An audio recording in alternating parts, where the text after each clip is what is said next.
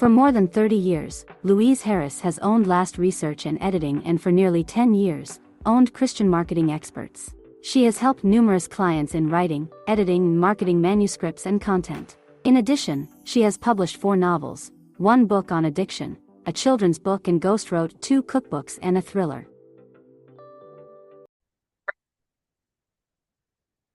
Hello, I'm Louise Harris from Last Research and Editing and Christian Marketing Experts. And this week on The Last Word, we're going to be talking about your why. So let's get started. You hear from business coaches and marketing experts and people in the media that if you're a small business owner or an author, you have to have a reason why you do what you do. It has to, in addition to the goals of helping people, you have to have a deep passion and love of what you do, which I understand. That makes sense. If you don't love what you do, you're going to be one of those drudge people that go to work just to get a paycheck, then they come home. But if you're an entrepreneur, an author, small business owner, you probably do not fall into that category, but you still might be doing something that you just don't love to do. But in any case, whether you need to know what your why is.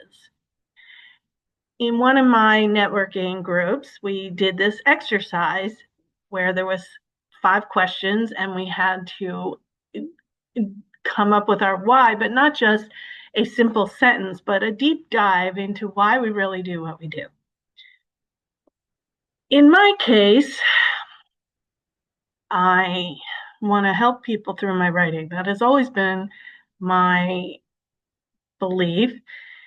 And I've always believed that God gave me this gift of writing to be able to help people through my writing. I also know that throughout the Bible, there are scribes, and so God does want people to write. He does give a gift of writing, and he wants you to use your talents.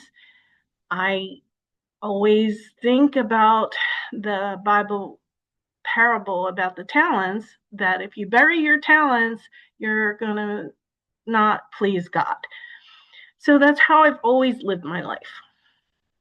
But I was asked the question, if I couldn't write, what would I do? Now, at the time, the first thing I said was I would be devastated. But then I thought about it and I thought, well, I would have to adapt. God will open a window and I will find a way to move on if I couldn't write. Well, apparently that was the incorrect answer, because I was told that I was leaving myself an out, that I'm not really passionate, and that I need to really think I really have to be 100% all in on my career choice, which I am 100% all in my career choice, especially because I have been writing since I was a little girl. But I have been thinking about his question, well, what would I do if I weren't able to write? And this is the question I'm posing to you. What would you do if suddenly something happens and the passion and business that you've been nurturing all these years, something happens to it and you can't do it anymore? I came up with an answer that maybe would satisfy him. I don't know, but I don't really care because I'm probably not going to tell him that I would still tell stories. I would just tell stories in a different way. I would not give up the chance to tell a story unless I was dead. And actually, someone said that. If I'm not writing, I'm dead.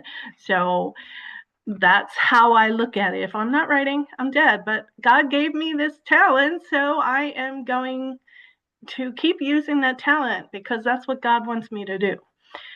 But I would be telling stories in a different way. One of the things I thought about was I'd buy a boat and create a literary cruise where I tell stories on the boat, or I would talk the stories into existence, or I would use YouTube and tell my stories on YouTube. I don't know how it would happen. I just know that I would keep telling stories because that is what I love to do. And I wouldn't let anything stop me from telling stories and writing. And I guess that's what he wanted me to say.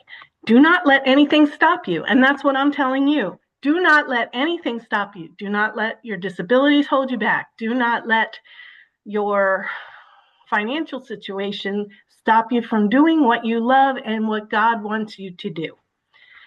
Thank you for watching. If you are subscribed, I appreciate you. If you aren't subscribed, consider subscribing. It does help the channel and it does improve my rankings and brand awareness. If you are, if I invite you to visit my websites, www.lastresearchandediting.com, www.christianmarketingexperts.com, www.amazon.com/author/Louise Harris, and buy some books. It is getting to be Christmas time, so buy them for Christmas gifts. And the cookbook will be out soon. We're nearing the end. Thank you for watching. Don't worry, be happy.